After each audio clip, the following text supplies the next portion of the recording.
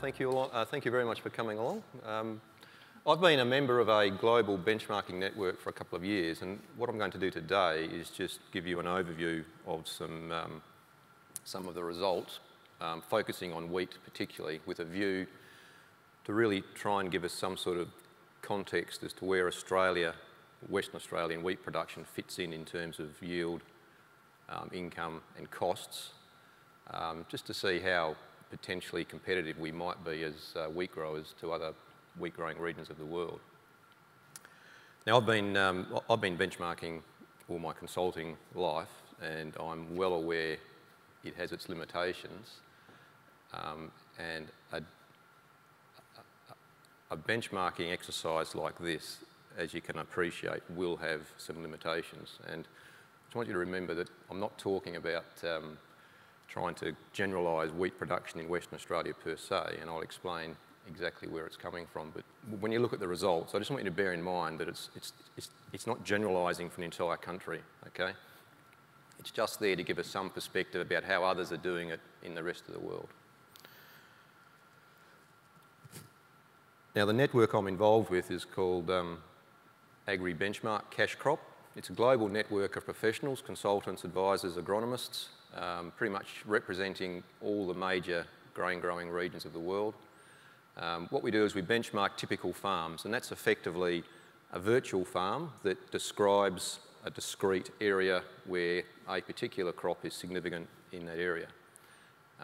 And what we do is we just try and model what we'd say typical for that region in terms of area, rotations, the crops they grow, the types of machinery they use, the numbers of people they employ, those sort of things, to get a representation of what's happening in that part of the world. It's a voluntary organisation, network, but it's administered by people at the Thun Institute of Farm Economics in Germany.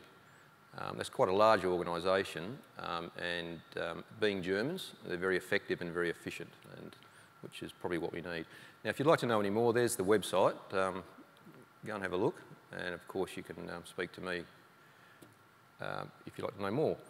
Just at this point, I'd like to acknowledge GRDC. GRDC have given me a project where I can spend more time looking at this database and really drilling down and getting the detail out, and just seeing what's in there for the greater good of the industry, I suppose. And I'll be publishing a summary on an annual basis for the next 3 years, and that will be a publicly available document. Now, one thing I've really appreciated from being part of the global network is that Western Australia is a long way from anywhere, and this is Mount Connor. I think it's east of Ayers Rock or Uluru, and we dropped in there on a family holiday recently, and I've put it up there to really show you, because this is out of the way. We had to walk 8 to 10 kilometres through the bush. We kept telling the kids they were loving it, even though they were telling us that they weren't. But it's out of the way, but the only way you get to see it is if you go there. And what I would say is Western Australia is very isolated, and the more I look at other countries, the more I realise that if you don't get out and have a look and see what's around in the rest of the world, you just don't see it. So I'd encourage you all at some point in your career to go and have a good look around in other agricultural parts of the world, because it's absolutely fascinating. Now, what we've got in Western Australia is 2 farms were set up by a German doing a PhD thesis 5 years ago, and he established the model farms in Kellerberrin and in the sort of Whitnoom Hills area of Esperance. Why he did that, I don't know, but that's what he chose, and that's what I've sort of inherited. And they're the figures I'll show you today. Okay. What we've got here is a summary of yield and price for some of the typical farms. Now, there are more farms in the data set, but I've chosen these because they have 5 years of continuous data. Now, what we have here is got yield on the vertical, and we've got individual farms, and I've just used an abbreviation for the country. Like, we've got Eastern Europe, Russia, Ukraine, Bulgaria, Czech, Germany, France, Denmark, UK, Sweden, Canada, USA, Argentina, and they're the two Australian farms. That's the Kellerberrin one, wheat belt. On the south coast is the Esperance property. Now what I'd like you to look at here first is you'll see there's two major groupings. There's Europe in terms of yield, and then there's the rest of the world. And Australia is certainly one of the lowest yielding countries. Well, Western Australia in the last 5 years has had some of the lowest yields in the world, which is probably no surprise. And Europe, you can look at, Europe and UK, upwards of 8 to 9 tonnes per hectare over a 5-year period. We all hear about this, but that's what's happening. And this is the price, farm gate, in US dollars. And you'll see, Australia's up there with the best of them in terms of price. And I think that's what we like to think, is that we're producing high value grain, and this data sort of bears that out. Just to draw your attention to Argentina, low price there because I think they've got some quality problems, but the cost of getting it to port's quite high. They've got real logistical barriers to cheap export of grain. Rightio. Here we have, this is basically dollars per hectare US on the vertical, and the countries across here, and it's the wheat income is the diamonds on a per hectare basis, and the histogram is the production costs. And what I've done, I've broken it up into seed, fertiliser, pesticides, machinery, labour and income. Now the machinery includes contracting, depreciation, fuel, repairs and maintenance. Okay, now why I've done that is because a country like Argentina, the ownership cost of machinery is zero because they effectively use a lot of contractors. It's quite common over there, as I believe. So I've just put it all together to give you a sense of what the machinery component.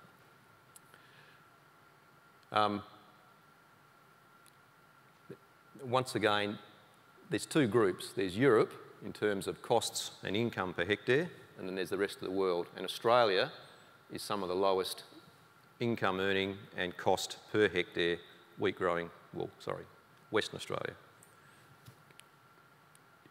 in the world, which I guess, once again, would be no surprise.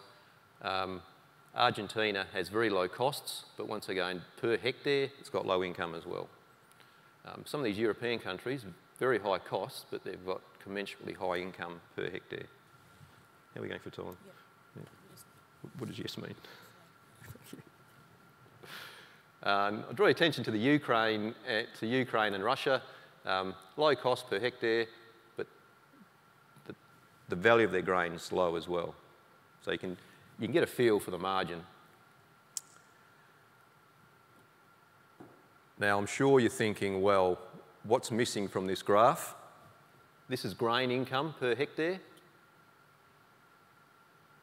The green diamond is what we call income including decoupled payments. Right, now that's code for subsidy. The Europeans are very cagey about calling it a subsidy. They call it a decoupled payment.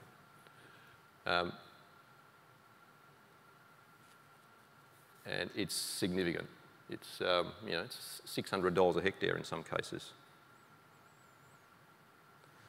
Now, what I want you to look at here is the US. Contrary to popular belief, in recent times, US wheat farmers don't receive any significant direct subsidies from the government. And you speak to the US farmers, that's what they tell you as well. So the very low subsidy there is quite real. My understanding now is they get their subsidies via the mandates for biofuels in America. It's just created a lot of demand, and that's elevated price. I think we've all enjoyed that in terms of wheat growing in the world. That's helped the rest of the world. The same with Canada. It's really only Europe that's getting appreciable subsidies at the moment, and they are significant.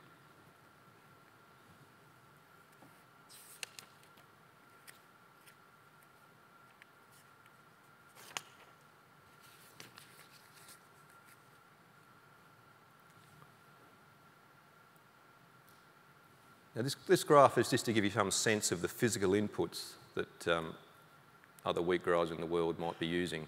And I've just kept it to seed, nitrogen, phosphate and potassium.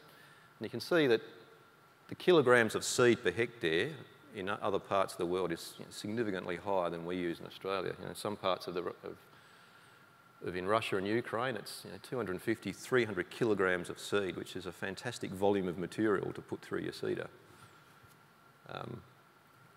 But the number one thing that strikes me is nitrogen's the single biggest input in terms of fertiliser. It's huge across the world. And Australia's no different, or Western Australia's no different. It's just per hectare, it's a smaller amount. But a lot of what's driving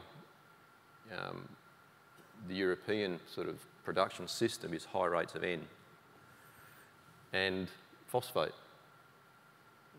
They don't use a huge amount of phosphate per hectare in some of these European crops. Wheat, I should say, it seems. Australia uses quite a bit, Argentina uses quite a bit, as does the US and Canada. And that was a surprise to me, I suppose.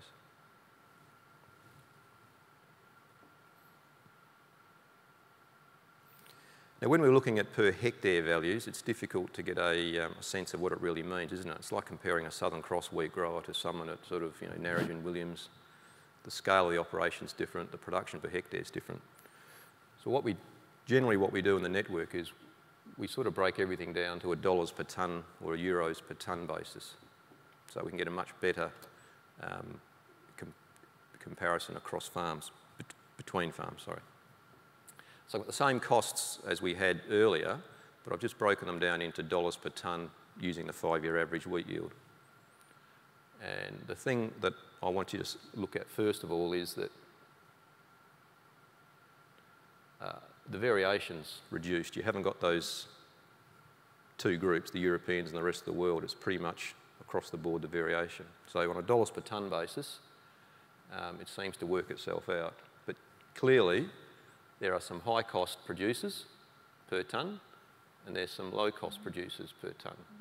And the Australian farm, the farm at Kellerberrin, is a relatively high-cost producer, and the one at Esperance is a relatively low, but it's probably more median. And this is what I was saying before about machinery. It's a significant cost per tonne across the board for everybody, pretty much. I don't think anyone in the world's got cheap machinery. And fertiliser, of course. Labour, that includes hired labour, but also includes an allocation for family labour. Where it's a family farm, there's an allocation of cost to reflect that if they've obviously got a lower labour bill because they're doing the work themselves. So that includes that. So I guess labour is a significant cost, as you would expect, for most wheat growers in the world.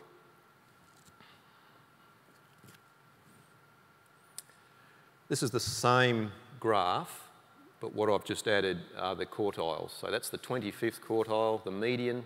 So that's the 25th quartile at the bottom. The median quartile is the red, and the green's the 75th. So the Kellerberrin farm, the low rainfall central wheat belt, has had some of the highest costs per tonne over the last 5 years relative to others in the world. And the one at Esperance, the property at Esperance, the farm at Esperance is slightly below median. And I think this is probably reflecting that the last 5 years out there haven't been that great. They've had some shockers and they've had a couple of good years, but on average it's been a pretty tough time, and I think that's the general feedback I get, is that in that low rainfall central wheat belt it hasn't been a great 5 years. This doesn't include 2014, so that's 2009 to 2013.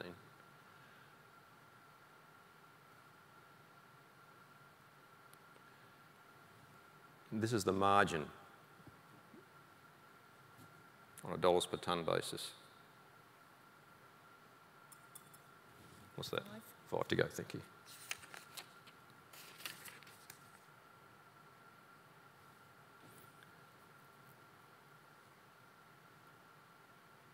So the low rainfall central wheat belt property has had below median profit on a per tonne basis.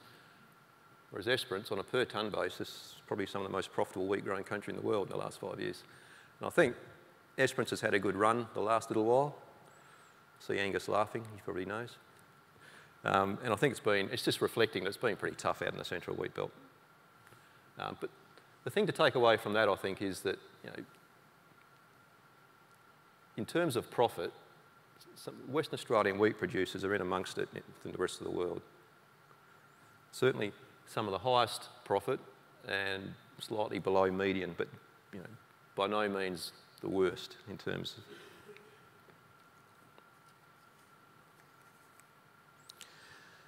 of... Something I think about a bit is that there's a basic fixed cost to growing a crop. You know, you have to have machinery, you have to have people, you have to have chemical, you have to have fertiliser, and there's a bare minimum that you can put any crop in and take it off. And I think when you have a run of years that aren't typically great, you're going to face this problem that's going to squeeze your margin, because you can't get away from the minimum fixed cost of putting any wheat in anywhere. I think that's sort of what's reflected in here. I suspect if we have another 5 years where it's a bit more in line with the long-term average, we'd expect that figure to improve. Now, I went to the presentation this morning, and Ross Kingwell was tipping that wheat prices are going to sort of slide well, he didn't actually say when, but he was tipping that the trend is for wheat prices to come off. And I guess one thing I've got out of this sort of analysis is that what really helps Western Australia maintain a decent margin is our grain value is quite high. And it's $250 a tonne net farm gate. If the real price starts to come off, it's going to put a lot of pressure on this quite quickly. So I think it's about, I guess, well, when I look across here, everyone's got pressure on them to maintain their efficiencies because there's those fixed costs that you can't get away from. And just in closing, WA wheat prices farm gate have been high relative to others in the world. The low rainfall central wheat belt has had high production costs, and it's got I say low profit margin there, but it's slightly below the median. And the high rainfall south coast area, they've done pretty well over the last few years, I'd say, and they've had median production costs, and they've had a very high profit margin, which is driven by a high grain value. Now, the plan is for the project is to go for 3 years, and I'll do an annual summary each year, which will be publicly available, and next year, if I'm allowed back, I'll present figures for other crops, particularly canola and barley. And we can look at the same sort of, in the same detail at the different crops in the world to see how we stack up. And if you have any interest or you'd like any more information about any of it, please drop me a line one way or the other. Thank you.